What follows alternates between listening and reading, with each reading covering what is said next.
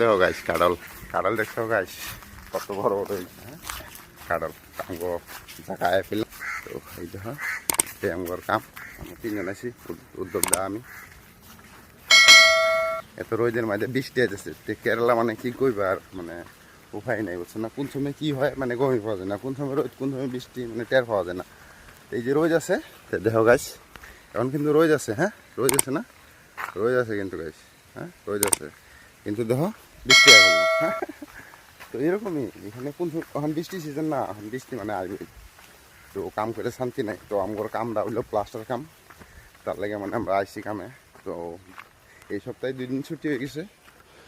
নিয়ে আমরা কাজ করবো ঠিক আছে কালকে কাজ করে আসি হাই ফেললাম আমরা ঠিক আছে গাইস আজকে এতটুকুই হ্যাঁ তো ঠিক আছে গাইস বাই বাই